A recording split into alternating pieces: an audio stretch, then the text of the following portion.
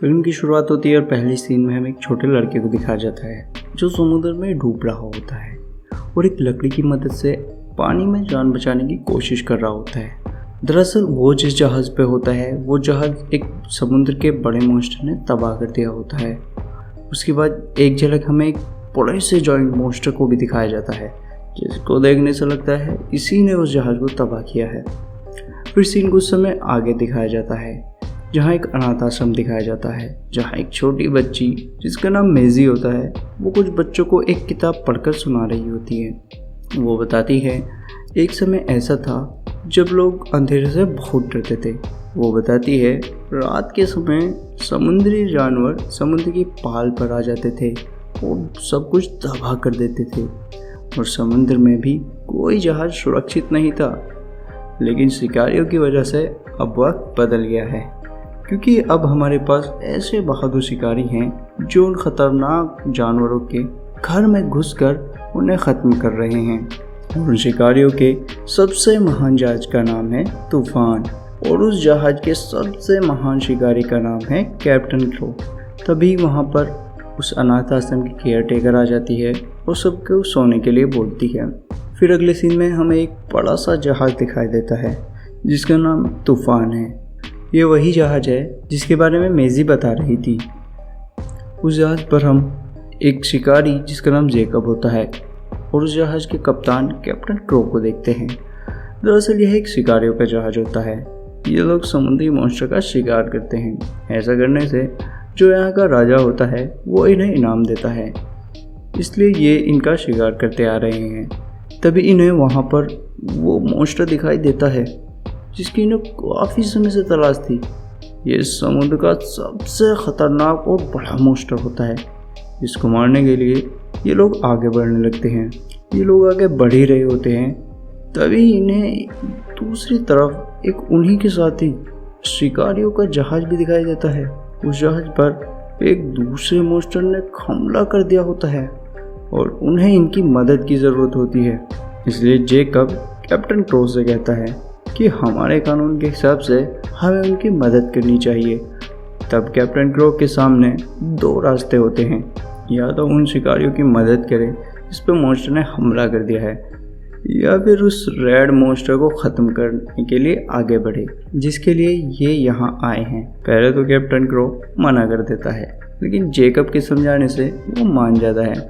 फिर जहाज को घुमाया जाता है। वहाँ पहुँचने के बाद वो उस मॉन्स्टर जिसने उनके जैसे दूसरे शिकारियों के जहाज पर हमला कर दिया था उससे लड़ना शुरू कर देते हैं। ये लड़ाई काफ़ी घमासान होती है जिसमें जेकब भी काफ़ी बहादुरी से लड़ता दिखाई देता है और कैप्टन क्रो उसके सीने पर वार करके उस मॉन्स्टर को ख़त्म कर देते हैं और उसका सींग राजा से इनाम के लिए काट लिया जाता है। ये लड़ाई तो जीत जाते हैं लेकिन अब ये देखते हैं इनका जहाज अब उस बड़े मॉन्स्टर जिससे लड़ने के लिए ये लोग आए होते हैं उससे लड़ने लायक की हालत में नहीं रहता।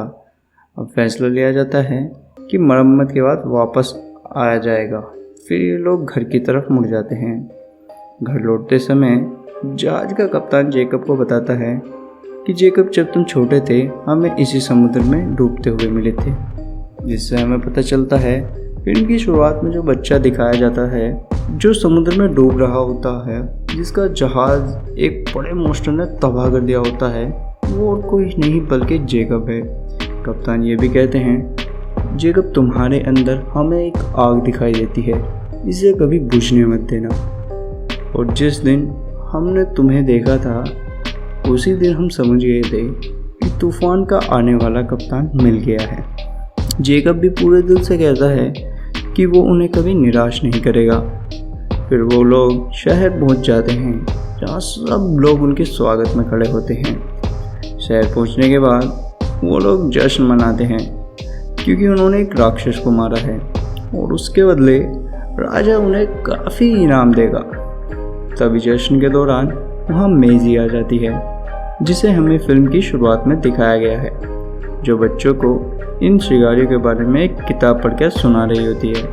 वो जेकब से कहती है कि उसके माता पिता भी एक शिकारी थे जिनकी शिकार के दौरान मौत हो गई और मेजी भी अपने माता पिता की तरह एक शिकारी बनना चाहती है और वो उनके जहाज तूफान पर उनके साथ जाना चाहती है। लेकिन जेकब साफ मना कर देता है कि बच्चे उस जहाज पर नहीं आ सकते और वहाँ से एक रिक्शे से उसे भेज देता है। फिर अगले दिन वो लोग राजा रानी के पास जाते हैं अपना इनाम लेने के लिए। उन्होंने एक मॉन्स्टर को मारा है अपना इनाम लेने के लिए, क्योंकि उन्होंने एक मॉन्स्टर को मारा है। लेकिन राजा रानी इनाम के लिए मना कर देते हैं।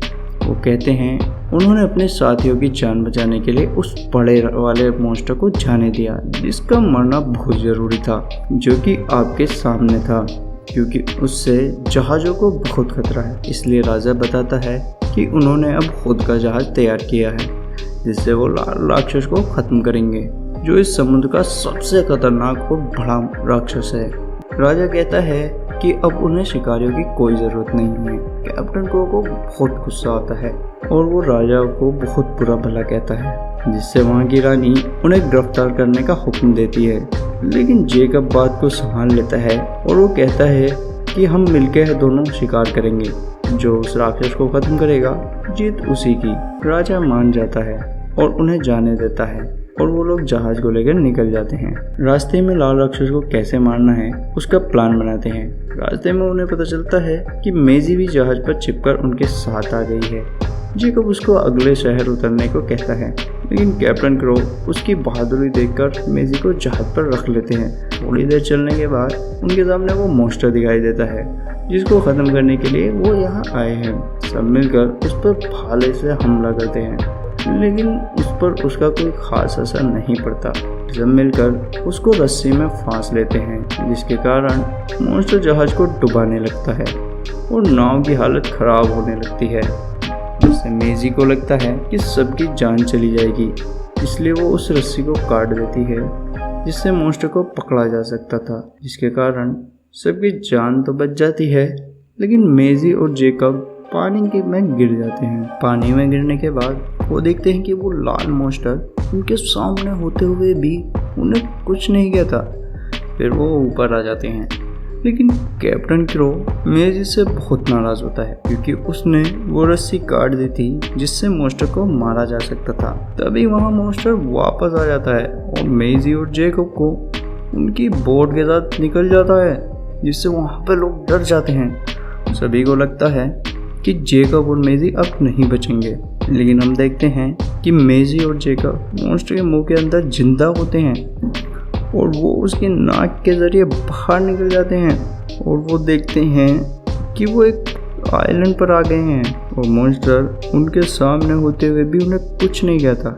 तब मेजी समझ जाती है कि ये एक अच्छा मॉन्स्टर है, समुद्र उनका घर है और वो हम ही तो हैं जो उनके घर आकर उनको मारते हैं। शायद इसीलिए वो हमसे नफरत करते हैं और हम पर हमला करते हैं। लेकिन जेकब को ऐसा नहीं लगता, क्योंकि जेकब को बचपन से यही बताया गया है कि अगर तुम इनको नहीं मारोगे तो ये तुम्हें मार देंगे। उसके बाद हम जहाज़ को देखते हैं। इस पर मॉन्स्टर के हमले की वजह से पानी भर गया होता है, इसलिए सारा कहती है कि हमें बंदरगाह जाकर इसकी मरम्मत करनी चाहिए। तब कैप्टन क्रो सारा से मुकेश आइलैंड जाने को कहता है, क्योंकि वहाँ पर वो ग्वेन से मदद लेना चाहता है जिससे वो मॉन्स्टर को ख़त्म कर सके।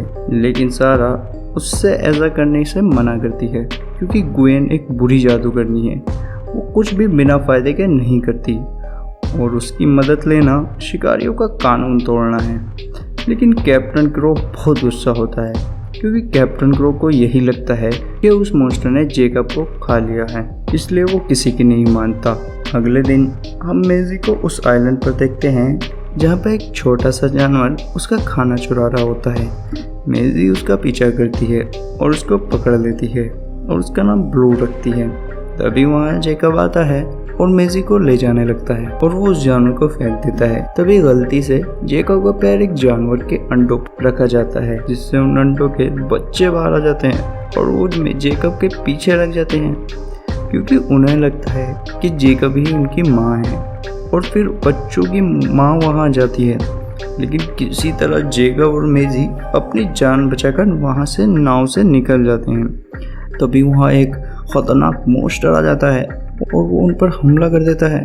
वो जेकब को निगलने वाला होता है, तभी वहाँ लाल वाला मॉन्स्टर आ जाता है। उन दोनों के बीच बहुत ही खतरनाक लड़ाई होती है और रेड मॉन्स्टर उस दूसरे मॉन्स्टर को हरा देता है, जिससे वो वहाँ से डर के चला जाता है। फिर उसके बाद जेकब और मेजी जाने लगते हैं, लेकिन जब उस मॉन्स्टर ने इन पर हमला किया था तो इनकी नाव टूट गई थी, जिसकी वजह से इनकी नाव अब चलने की हालत में नहीं है।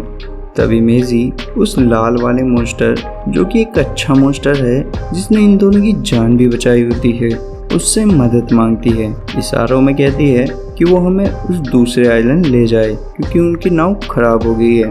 तब ऐसा ही होता है, लाल मॉन्स्टर उनके कहे अनुसार उन्हें उनकी नाव के साथ अपनी पीठ पर लाद लेता है और उस तरफ जाने लगता है। ये देखकर जेकब को भी समझ आने लगता है कि यह अच्छा मॉन्स्टर है। तभी मेजी का ध्यान मॉन्स्टर के शरीर पर जाता है और वो देखती है कि उसके शरीर पर बहुत सारे भाले लगे हुए थे जो शिकारियों ने हमले के समय मारे थे। ये देखकर मेजी को बहुत दुख होता है और वो एक एक कर सभी भाले निकालने लगती है, जिससे उस मॉन्स्टर को काफी राहत मिलती है। फिर हम कैप्टन क्रो और उसके जहाज को देखते हैं, जो कि मुगेस आइलैंड पहुंच चुका है। दरअसल कैप्टन क्रो ग्वेन की मदद लेकर रेड मॉन्स्टर से बदला लेना चाहते हैं और राजा से इनाम भी, क्योंकि उसको अभी भी यही लगता है कि रेड मॉन्स्टर ने जेकब को मार दिया है। लेकिन सारा उसको ऐसा करने से फिर रोकती है। वो कहती है कि हमें इसकी जरूरत नहीं, हम शिकारी हैं और उससे मदद लेना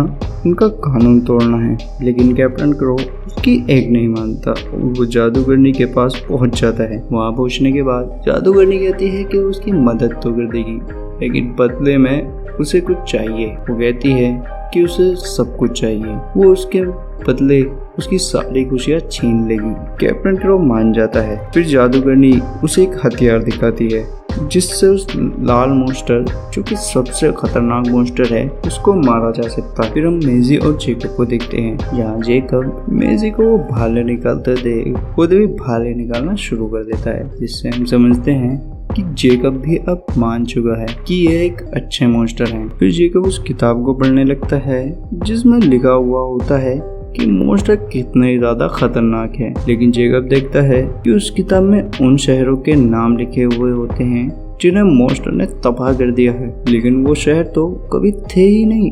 फिर जेकब समझ जाता है कि सब मॉन्स्टर बुरे नहीं हैं और ये जरूर किसी न किसी की साजिश है। इन किताबों में गलत बताया गया है और हम सभी किताबों पर विश्वास करते हैं। और फिर जेकब और मेजी ये सच सबको बताना चाहते हैं, लेकिन तभी वहाँ एक तूफान आ जाता है। फिर जेकब और मेजी और ब्लू रेड की नाक के अंदर चले जाते हैं। फिर से जहाज पर दिखाते हैं, जहाँ पर कप्तान ने जादूगरनी से मदद लेने की वजह से सभी नाराज होते हैं। वो जानते हैं जादूगरनी अच्छी नहीं है और ये शिकारियों के नियम के खिलाफ भी है। तभी कप्तान देखता है कि कुछ छोटे छोटे मॉन्स्टर उनकी तरफ आ रहे हैं। कप्तान सारा को बताता है कि वो इतनी दूर तभी आते हैं जब कोई बड़ा मॉन्स्टर उनकी तरफ आ जाए, और वो मॉन्स्टर सिर्फ रेड मॉन्स्टर से डरते हैं, जिससे कप्तान समझ जाता है कि रेड मॉन्स्टर जिसको वो मारने आए हैं वो दूसरे आइलैंड पे है, इसलिए जहाज को उस तरफ घुमा देते हैं।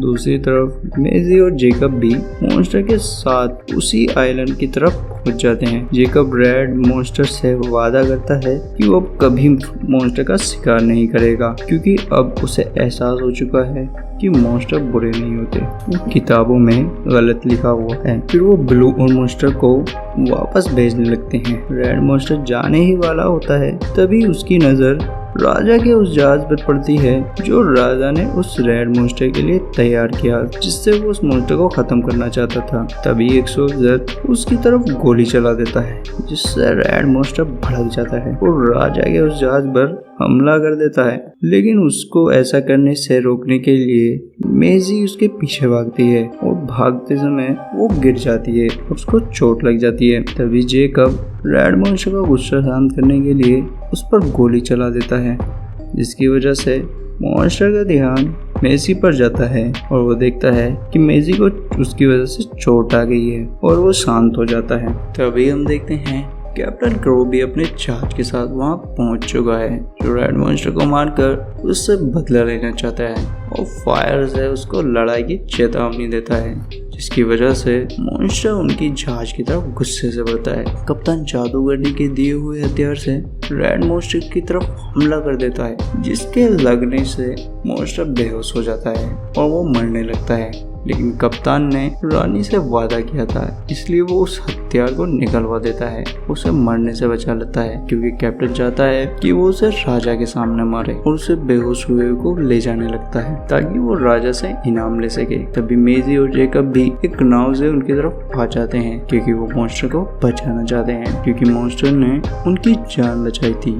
जेकब कप्तान को बहुत समझाने की कोशिश करता है कि कैसे उस मॉन्स्टर ने उनकी जान बचाई थी, लेकिन कप्तान को उनकी बात पर विश्वास नहीं होता। अभी भी उसे इंसानों का दुश्मनी समझता है। तब ये सुनकर मेजी गुस्से में कप्तान पर चाकू से हमला कर देती है, लेकिन जेकब उसको रोक लेता है। तब मेजी जेकब को कहती है कि रेड मॉन्स्टर को प्लीज बचा लो, लेकिन जेकब भी अब क्या करे, वो भी मजबूर है, वो कप्तान के सामने कुछ नहीं कर सकता। उसके बाद मेजी सारा को भी समझाती है कि कैसे रेड मॉन्स्टर ने उनकी जान बचाई थी। वो एक अच्छा मॉन्स्टर है, लेकिन सारा कहती है कि वो सब जानती है, लेकिन वो भी कुछ नहीं कर सकती।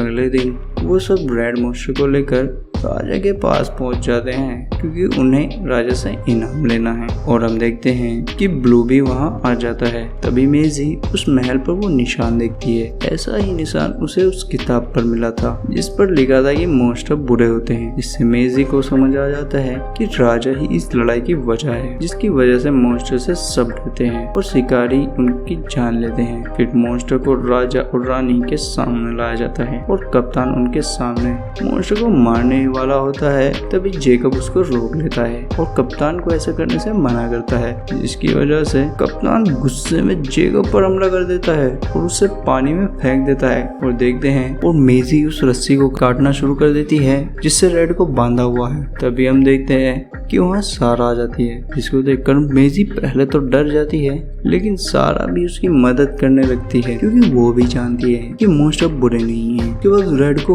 होश आ जाता है और वो गुस्से में राजा के महल पर हमला कर देता है। उसके बाद वो कैप्टन को खाने ही वाला होता है कि मेजी उसे ऐसा करने से रोक लेती है और उसके सामने खड़ी हो जाती है। और ये सब देखकर सब हैरान हो जाते हैं। उसके बाद जेकब वहाँ आकर ये ऐलान करता है कि आज के बाद कोई मॉन्स्टर का शिकार नहीं करेगा। इसके बाद रेड मॉन्स्टर भी हमें काफी खुश दिखाई देता है और शांत हो जाता है। सबके सब ये सब देखकर हैरान हो जाते हैं, क्योंकि वहाँ के सब लोग मॉन्स्टर से बहुत डरते थे। मेजी उन्हें बताती है कि मॉन्स्टर कभी उन पर हमला करने समुद्र से बाहर नहीं आए, बल्कि हमने ही राजा के कहने पर समुद्र में जाकर उन पर हमला किया। इसीलिए मॉन्स्टर हमसे डरने लगे और हमसे नफरत करने लगे, इसीलिए हम पर हमला करने लगे। ये सुनकर रानी उनको गिरफ्तार करने का हुक्म देती है, लेकिन अब वहाँ की पब्लिक समझ जाती है कि यह अच्छे मॉन्स्टर हैं और कैसे राजा रानी उनको बेवकूफ बनाते थे। इसलिए वो रेड को जाने के लिए बोलते हैं। रानी जनरल को रेड पर हमला करने का हुक्म देती है, लेकिन जनरल को बात समझ आ जाती है और वो हमला नहीं करती। उसके बाद रेड, मेजी और जेकब वहाँ से चले जाते हैं और अब कोई भी शिकारी मॉन्स्टर पर हमला नहीं करता, क्योंकि वो समझ गए हैं अगर वो मॉन्स्टर पर हमला नहीं करेंगे तो मॉन्स्टर भी उन्हें कुछ नहीं कहेंगे। और अब मेजी भी काफी खुश दिखाई देती है, क्योंकि उसको उसका परिवार मिल गया है। और हम देखते हैं जादू करने के सौदे के अनुसार कप्तान ने अपनी खुशियाँ गंवा दी है और इसी के साथ मूवी खत्म होती है। आपको ये मूवी कैसी लगी प्लीज जरूर बताएं। वीडियो देखने के लिए आपका बहुत बहुत शुक्रिया।